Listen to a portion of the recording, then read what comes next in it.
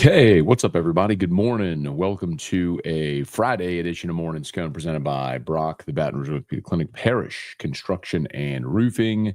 If you need an orthopedist, go to Brock. You need a roof, you call Parish. Unique Physique, uniquephysique.com, Restored Motions, restoredmotions.com, and On Fire Athletes platform powered by Gamecoin. Okay, y'all, good morning. Thanks so much for being here with us. Little late start today. Drew is not going to school today, so I don't have to run out of here. So got a little bit later start, just a little bit slower morning. So anyway, hope y'all are having an awesome start to your day. Busy day yesterday, obviously, as we were on air here when I got the Bo Davis news. So spent much of the day yesterday kind of following that and what may all transpire as a result of that. Best I can tell, Bo Davis still has not signed his contract with the Saints, at least not as of last night or yesterday afternoon. So we'll continue to watch that for an official release from the Saints. When the Saints release it, then of course it's official. And that happens very quickly. So as I understand it, when the contract's signed, it goes to the league office, and as soon as it goes to the league office, like it's immediately public and hits the wire, and then everybody's got it. So, so we'll keep an eye on that. And then what that means for LSU next, who replaces Bo Davis? What do they do in the spring? My guess in the spring here is that Kevin Peoples will coach defensive line, and Jamari Rasco. Remember, Rasco played at LSU. Jamari Rasco was Bo Davis's GA, so Rasco very likely would help as well. He's not going to get the job full time, but he very likely helps in spring with that. So LSU baseball tonight, this afternoon, 2:00 in the Frisco Classic against Kansas State. Hate that this game's at 2:00, but they'll play K-State at 2, Nebraska Saturday at 4, Sam Houston Sunday at 4. So 2:00, 4:00, 4:00. If you're looking for the games, of course, you can listen to them on Eagle 98.1. If you're looking to watch them, you got to buy a subscription to D1 Baseball. So that's how you can get the $20 thing. So that's how you can get the games this weekend. So the Kansas State last year, Kansas State's coached by remember Hal Hughes, who played at LSU. His dad is Kansas State's coach, has been for a long time. I think he's the winningest active coach in the Big 12. Jacob Frost gets the ball for K-State. He's a lefty, 6'4", 230, so big lefty. Started on the weekend 8 times a year ago. His ERA was north of 7, but still a good arm. And pitched last week against Arkansas and went 5 innings with 6 strikeouts. So he Arkansas broke through with a couple of homers. Now Kansas State won that game 3-2. So it was the 2 solo homers against Frost. But this is a Kansas State team that last weekend played in Globe Life and beat Arkansas, Michigan, and TCU. So, and they allowed 5 runs in 3 games. So it's going to be a challenge for LSU's offense today against K-State. So we'll see how it goes. On the flip side of it, Kansas State lost a ton of offense. They lost 7 of their top 9 hitters from last year, a team that went to the Supers. So, and they struggled out the gate. They lost 4 or 5 to start the season, but then had a giant weekend last weekend at Globe Life. So be interesting to see how it goes. And of course, Cade Anderson will get the ball tonight, this afternoon at 2:00. We'll see if he can continue to continue his hot start so far in the season. All right, let's say some good mornings here. Please smash that like button if you would. Subscribe to the channel, Facebook, like the page, share the post. Hey, Brian Wynn, good morning. Who dat Tigers? Happy Friday. The girls need to play with the lead, not playing from behind. Yeah, LSU women's basketball lost to Alabama last night in overtime. Disappointing. Third loss of the season, not crippling. I would say sometimes you can learn a lot through a loss. You'd rather learn lessons through a win, but maybe that's the shake and wake up they needed right now. Went on the road and lost in overtime to Bama 88-85. So one more game, regular season. They'll play Ole Miss this weekend, and then next week is the SEC women's basketball tournament. So March. You love college basketball. You love March, and March is only a day away. Tomorrow. March starts tomorrow. It's only a day away.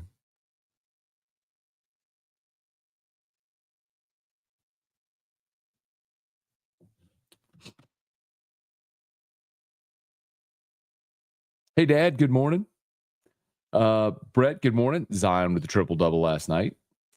He's awesome. And the Pels won again. Austin, good morning from the Prairieville Home Gym. All right. Hey, Brent, good morning. Loomis is the definition of insanity, doing the same thing over and over, expecting different results. Couldn't agree more. Hey, Quentin, good morning.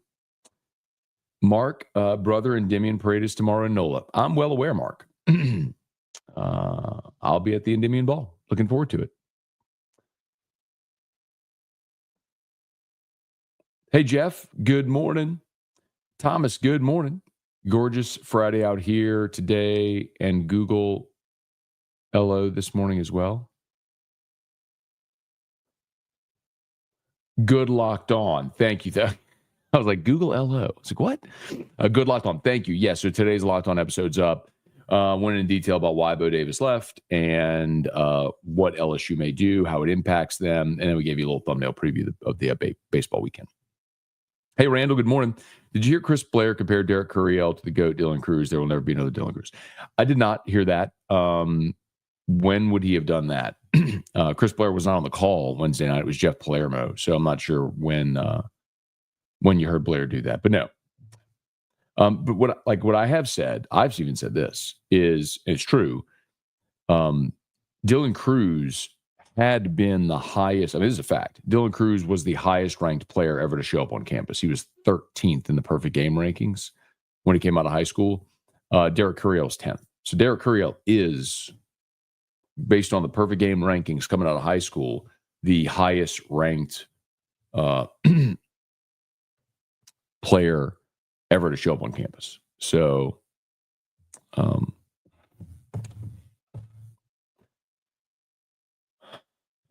there's that. So, Brett, good morning. Tough loss last night with the ladies. Win Sunday, lock up 2 seed.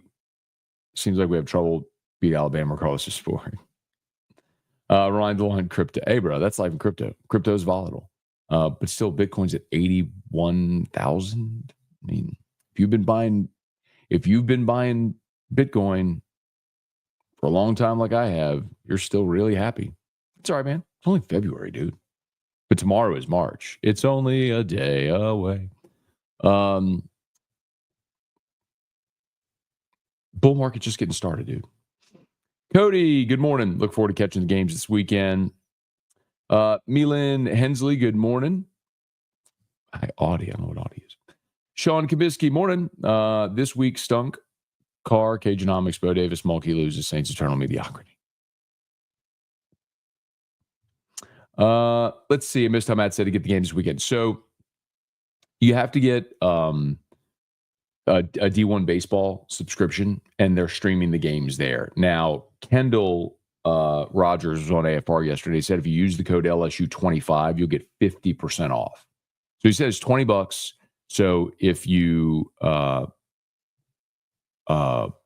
use the code LSU25, then it'll be $10. So 50% off. So $10 to watch the games this weekend, which that's fine. This said D1's 35. Maybe I would suggest, well, first of all, I would say, $35. But if you go to the homepage, and it has the banner right there, and you could pick your option. So it's D1 baseball plus streaming, D1 extra plus streaming. So, and then you can also do your subscription length, monthly or annual. So do like the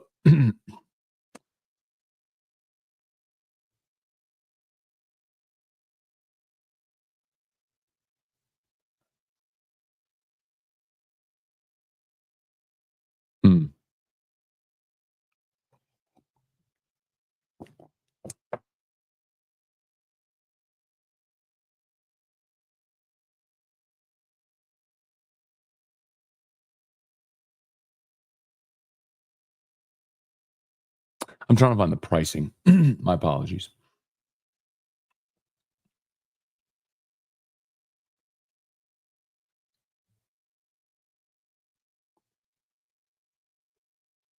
Yeah, here you go. Oh, okay, there it is. $34.99 for 1 month or $14.99 for the following months. Um, so if you do annual, it's 159. Anyway, anyway, use the code. Kendall told me, he said use the code. So you're at the third. I see what you're saying. 35. He said use the code LSU25. You get 50% off. So cool. Hey Seth, good morning. Thomas, good morning. Put that seatbelt on, Dale. It's coming. Hopefully Dale's still here. We're a little late today. Hey Jason, good morning. B Rock, Rex, Bo Davis feels like my older son stole something from my younger son. Kinda, right? Um, I know we talked about it on AFR. We talked about it yesterday when it happened. Talked about it on AFR. Talked about it on Locked On.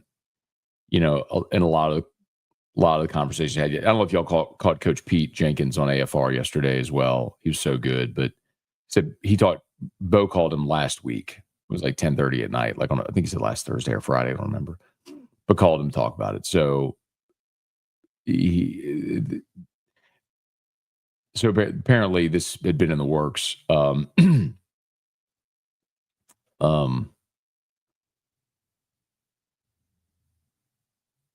I hate it for LSU. I mean, I guess it's good for the Saints. The thing for the Saints is like, I don't think Bo Davis joining the Saints is going to make the Saints a contender. I think LSU losing Bo Davis significantly hurts a position group that you were hoping for big things out of with a lot of young players getting older, right?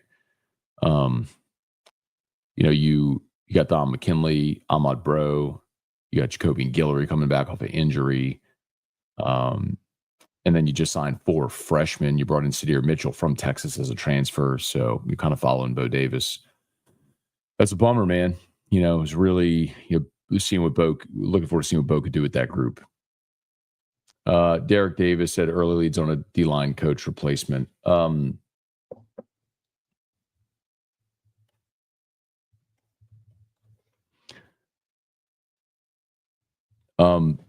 The name that a lot of people are going to mention is Eric Henderson. So Eric Henderson is from Carr in New Orleans.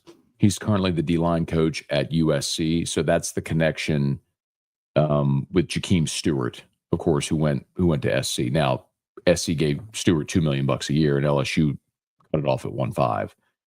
So I think LSU was right to walk away from the table there. But that was the connector piece. So Henderson is one guy, Louisiana ties, been a high level D line coach. That's a name that everybody's going to mention. He was kind of mentioned a couple of years ago as well. I doubt Brian Kelly would do it, but Jimmy Lindsey, who they hired a couple of years ago from South Carolina, came down, had his medical issue. He's completely cleared. He coached at North Carolina last year when Belichick got hired. He let the whole staff go, and Lindsey's now at Western Kentucky. But I mean, you could bring now that he's completely healthy. But I mean, you could bring back the guy that you hired once before to do the job that he never got a chance, never got an opportunity to do.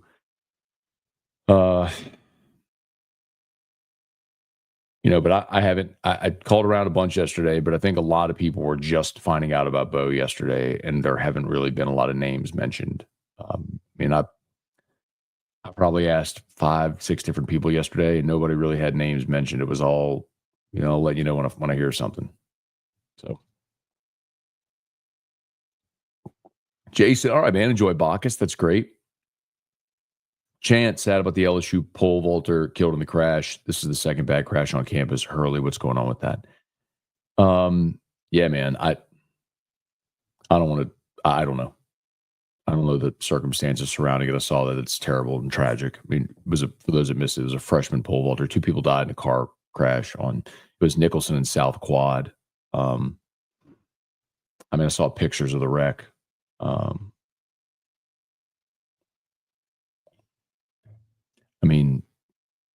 The speed limit on that part of Nicholson, I think, is maybe 45. You wouldn't think you'd have a. I mean, I'm speculating. You wouldn't think that at 45 miles an hour you're going to have a high impact enough crash to where there would be fatalities. But either way, it's just terrible, terrible. Got lit Cal. Good morning. Good morning, Cal. Good morning. Kelly Gross. Good morning. Leon Williams. Yeah, man, it's terrible. Randall, he was on the Hunt Palmer show yesterday, I believe, or the day before. Oh, on Hunt show. Okay, I didn't hear him. Hey, Brad, good morning. Do you know if Oliva is still working? He's not. Also, what was Gordy's reaction when he would call into Guarantee to complain?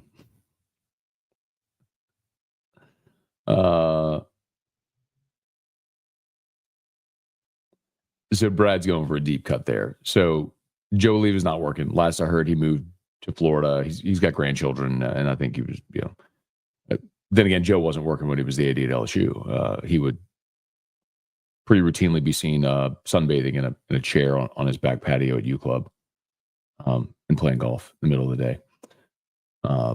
The worst athletic director ever. Anyway, I don't know. I don't know what Gordy's reaction was. I was never privy to those phone calls, but Joe was very aware of everything we talked about and on air, like he listened. He was a P1, listened to all of our shows all day and did not like negativity at all. Did not handle it well. So not a really fun time for me professionally.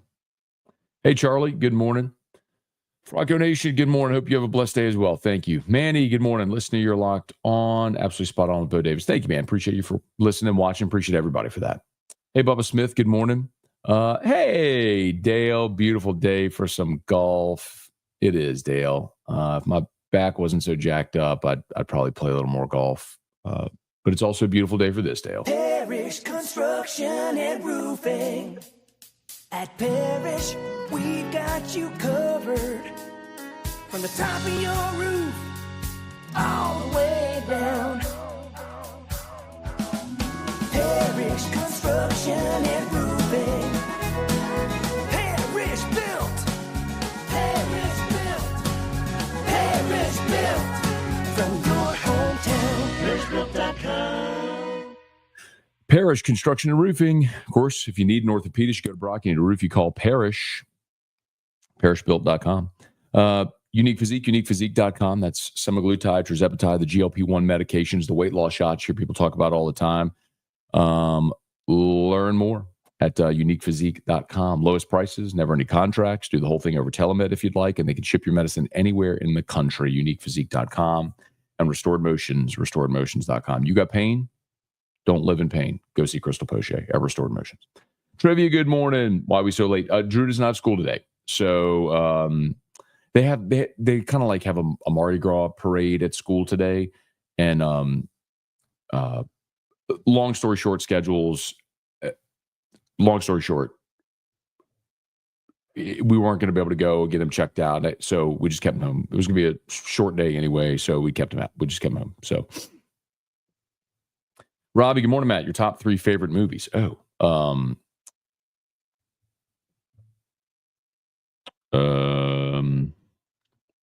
have to think about that, man. I always sort of default to like Shawshank. Great movie. I think about movies that I could watch over and over and over again, never get tired of it. Christmas Vacation, Major League. Anchorman is probably on there for me as well. A lot of comedies. I like comedy. I mean, I'm not watching like 4-hour-long dramas that are, in foreign languages with subtitles. I mean, it's just not my thing. I'm gonna sit down, give me hour and 20 minutes, keep it moving, make me laugh, have some excitement in there. I just dumb me down for a little while, Hey, Brett, D1 subscription is $26 after the promo code. Okay, good looking out. Got like calc and listened to Coach Pete all day. He was awesome. If you missed it, I'd highly recommend. It was in hour 2 yesterday on AFR. I'm going to clip it and include in the next episode of Locked On. I'll have some of Coach Pete in there. He's awesome. He's always awesome. But it's when you just like turn off the mic and just let him talk and just listen to him. I mean, he's got so much experience and wisdom, and I say it all the time about Coach Pete. It's like, when you listen to him talk, you can understand why players love him, because there's a genuineness there about someone who cares about other people, cares about his players, cares about people, and that's very apparent when you know him. Like y'all remember? I'll tell you the story. So when we're at Super Bowl. And John Battle and Frank Herron came up and I didn't recognize John Battle. John had thinned out a bunch. He's wearing a Duke vest, so he's working on Duke's staff now, on their football staff, in a in a kind of like player personnel GM role. He told me. Anyway, so he came up. He's like, "Matt," I'm like, I was thrown off. I hadn't seen John in 10 years, and he had lost weight. He's wearing a Duke vest. I didn't place it right away. He's like, "John," I was like, "Oh my God, John." And Frank Herron was with him. I recognized Frank. He hadn't changed a lick, which good on him. I mean, it's been, when was Frank's last year? 2017, 2018. I mean, hadn't aged a lick. Good for him. But anyway, so they sat down, we're doing the interview, and I was asking Frank Herron about, D-line and all the different coach changes and all. And he mentioned he played for Ed. And he's like, and he stopped me. He's like, actually, it was Coach Pete. And so he Ed came in as the defensive line coach in 15. In 15, and then he became the interim in 16. But and when he became the interim in 16 is when they brought in Coach Pete to be the D-line coach in 16 and then in 17. And so Frank did have Pete Jenkins as his D-line coach. And anyway, after that, just for bringing it up, Frank called Coach Pete just to say, hey. And so Coach Pete called me and was like, hey, can I get a clip of the interview with Frank? Because he just called me. Like, that's the kind of thing where, he said Carl Dunbar and Bo Davis, they still call him every week, Anyway, I'm rambling a bit. But yes, I love Coach Pete. He's awesome. Robbie, how'd you feel the Saints drafted the stud tight end from Penn State? Awesome. I mean, you need everything on the field. Tyler Warren is who you're talking about. That feels like a Brock Bowers type situation. I'm not saying it's Bowers, but you just saw what Bowers did as a rookie coming to the league, the 1,000-yard receiver. That's a guy that you could draft and will play that position for you at a high level for a decade. That feels like a fail-proof draft pick. A position of great need, immediately makes you better and will be good for a long time. Yes, I would completely endorse that. Miracle, hard loss for the LSU ladies basketball team. Bo Davis gone, bummer. Jeremy, good morning. Working from home today. Tiger Poppy, good morning. Ronnie, good morning. LSU 25 takes $10 off. Okay, got it. So it's $10 off. I thought Kendall told me it was he did say $10, but he said it was 50%. So it would take $10 off. Anyway, but so it's just $10 off. Okay. Hey, Brant, LSU player is going to pay off to Bo leaves. Here's the problem, Brant. Where are you going to go? Remember, a lot of the guys who are here have their NIL deals in place. So if you leave, that goes away. Sure, they could go into the spring portal, but who's going to leave? Jacoby and Guillory's coming back for a 6th season. You brought in Sadir Mitchell from Texas. I guess he could go back in the portal and go somewhere else, but I don't know where he would go. And remember, in the spring portal window, you can't transfer within the league. So if anybody left, they'd have to go outside of the SEC. You sign 4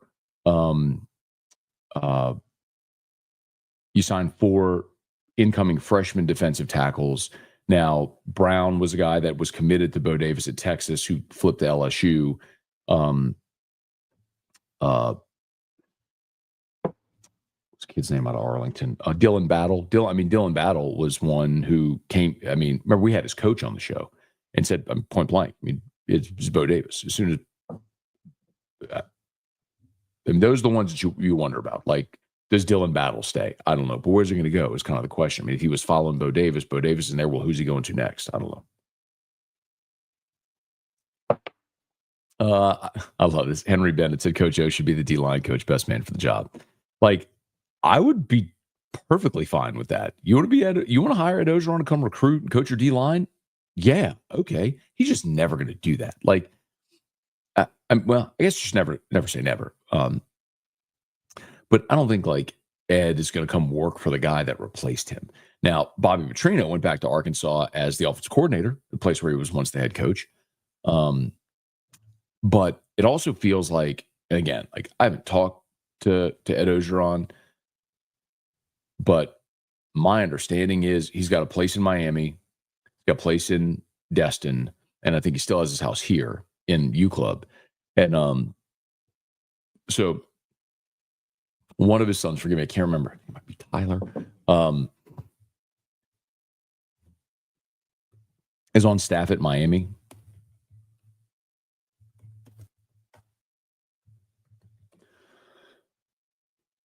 Cody, I'm sorry, Cody and Parker are both members of the football staff. Okay, Cody's an analyst for the offense. Parker is assistant for defensive backs. There you go.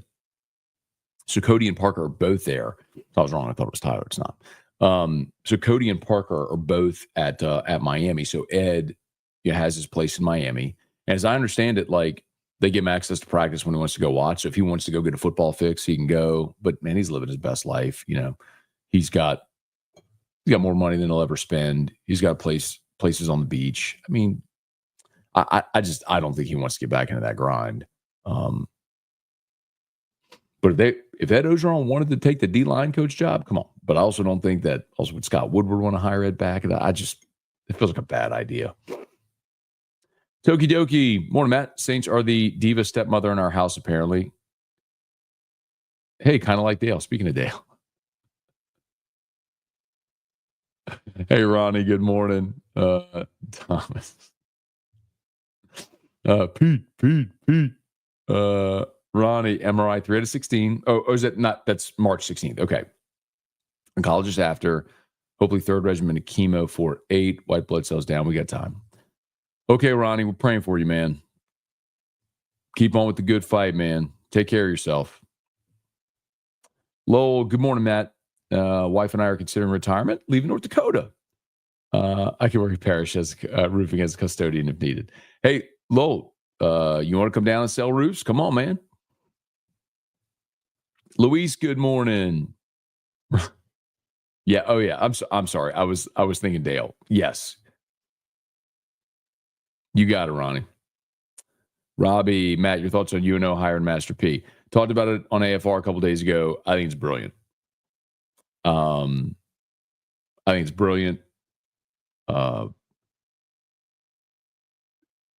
not sure that UNO has done anything to make themselves relevant like this ever. You bring in Master P, he has business connection that can bring sponsor dollars to the program, brings attention to the program. I remember Master P was also like, he played basketball professionally as well. So it's not like it's just a rapper who wants to be like involved in sports. Like,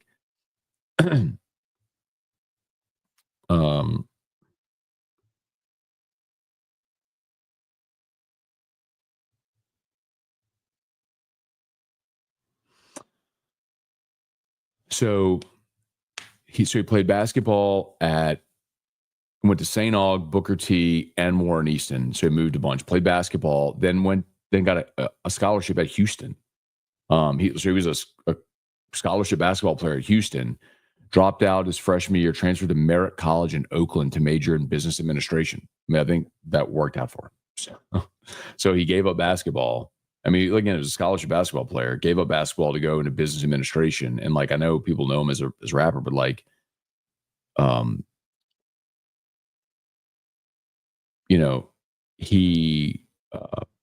he opened No Limit, and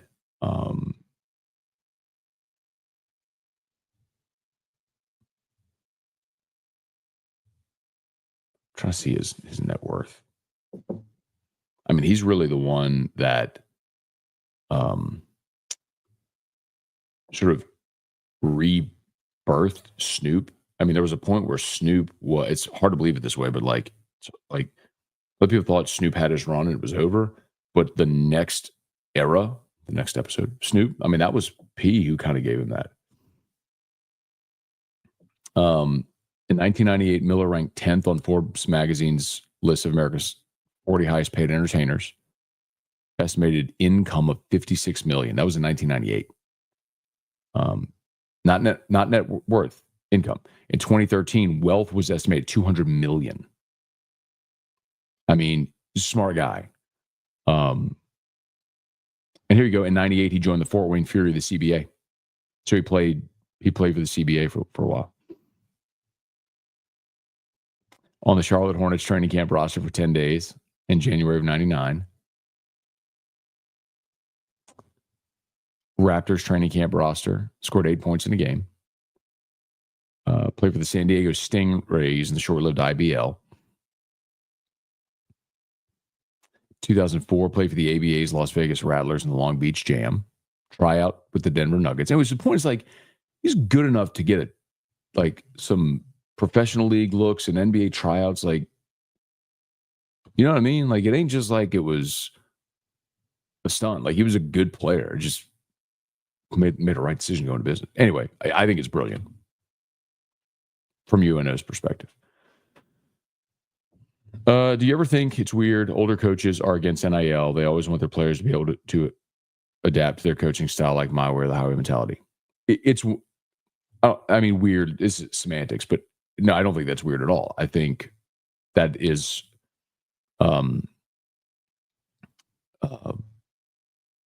that's the conflict that a lot of coaches are having, who have spent their whole careers doing things a certain way.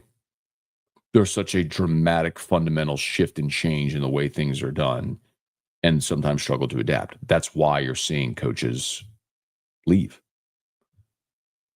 I also think it's interesting. You're going to have so many young coaches now elevating quickly, because if older coaches, but by the way, I also think it's why Brian Kelly deserves a lot of credit, because here's a guy in his 60s who is very willingly adapting to the new world of college football and embracing it. So, like, he still wants to win, and he's trying to be, malleable to whatever it's going to take in this culture to win. Dude just put up $1 million of his own money. Like, let's not lose sight of that. That dude put up $1 million of his own money to help his program win. Like, that's on top of the fact that he had already put up, what did he contribute? Did he contribute $1 million for the training center, the recovery facility they just built? Like, you can't deny that dude is, like, he is literally, well, not literally, I was going to say putting his money where his mouth is. Like, then you literally be putting money to your mouth, which is not it. I mean, but he is, figuratively speaking, he's putting his money where his mouth is. But he is literally contributing money. Taylor just joining. Bo Davis news is frustrating. Try to get him home to LSU for years. He leaves after 1 year. Did he get a pay raise? Is he done with college coaching? Why do this move? Yeah, Taylor, go listen to my Locked On episode today. The whole big open to it is why he left. But the long and the short of it is, by the way, it's not money. I mean, what I was told is the money was comparable, but not quite as much as he was getting at LSU. LSU made him the highest paid defensive line coach in the country. He made $125 last year, and it was a 3-year escalator with $100,000 per year. So he was going from 125, 135, 145 was his deal over 3 years. Most assistants get 2-year deals. He got a 3-year deal, and he was the highest paid defensive line coach in the country. I don't think the Saints are paying him 125. P. Jenkins did a great job yesterday on AFR as well, kind of talking a lot about this. And it's stuff that I've told you before in a veiled sort of way, but Coach Pete pulled back the curtain yesterday. Like, last year when Bo, you remember when they hired Bo, and I told you Bo had a couple of defensive linemen on the hook that he was bringing with him, like already like ready to come. Well, it was Dominic Williams and Simeon Barrow. And those guys were coming, but they had big dollar numbers that would have never been a problem at Texas that LSU wasn't going to pay. at the time. So you saw those two guys that Bo worked hard to get go to Oklahoma and Miami respectively. And then you end up getting Paez and Suggs, which respect to those guys. I mean, they played a role and played really hard, but I mean, you passed on two real impact guys on your defensive line because you wouldn't pay them. And whether you should have or we could have that conversation. But the fact of the matter is, if you're just looking at through Bo Davis' prism, and then this year you work really hard for Jakeem Stewart, then you get outbid for him. So I think for Bo, it was a lot of recruiting is just about highest bid. Like it's not even recruiting anymore. It's just who's the highest bidder. I think he certainly got frustrated with that. And he's just the next in a list of coaches, a growing list of coaches that are done with what college football is. Okay.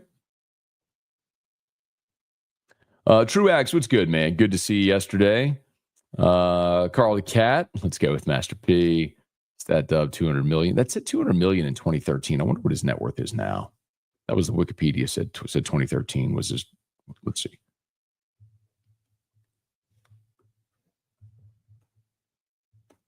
Let's see if they have an updated net worth. Yeah, it says 2013 was 200 million. I'd imagine it's more than that now, but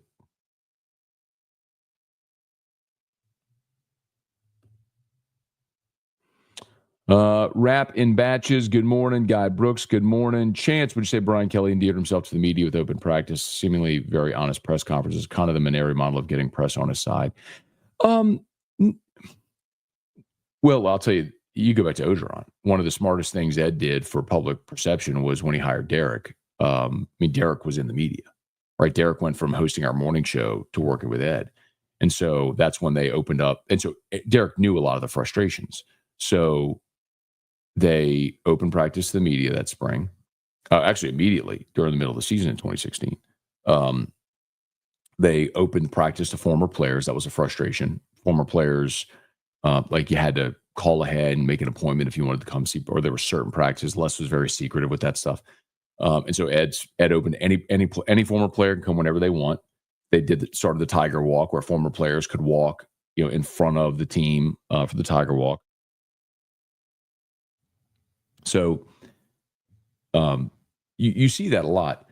And I don't think coaches' relationship with the media varies. And I don't think it's ever a thing where you try to get the media on your side for positive pub or whatever the case may be. I think it's just about like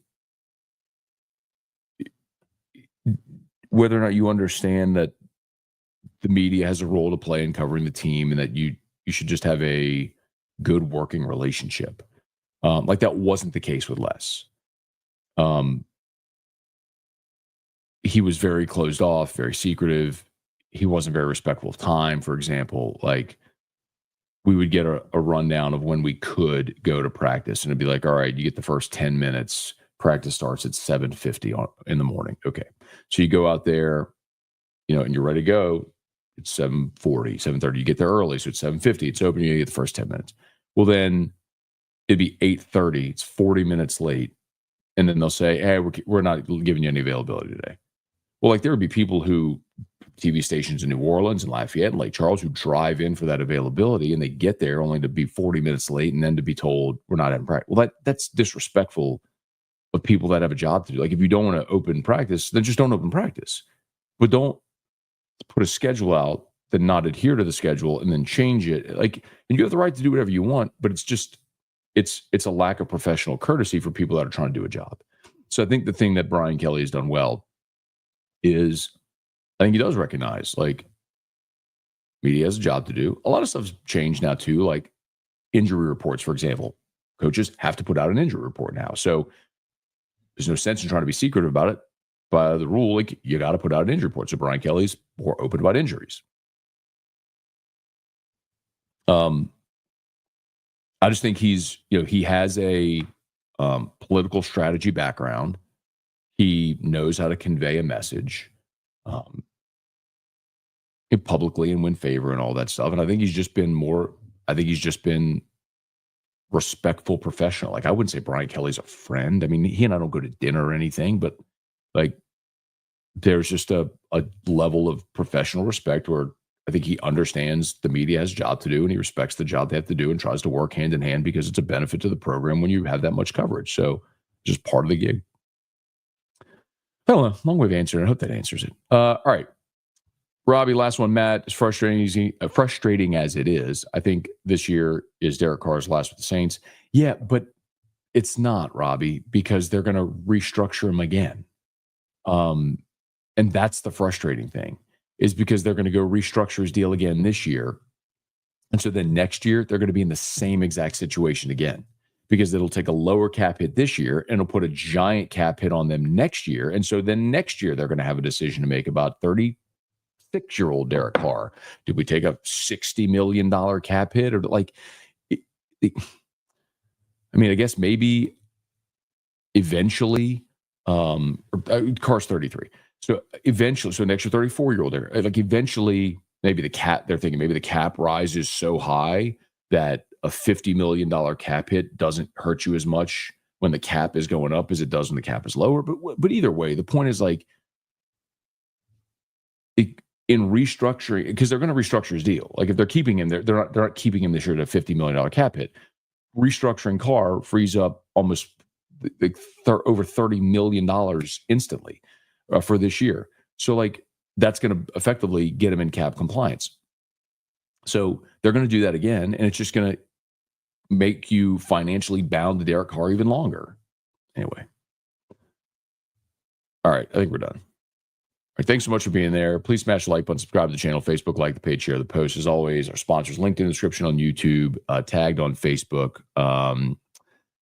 Locked on LSU is live, so please check that out, YouTube or however you get podcasts, and AFR3.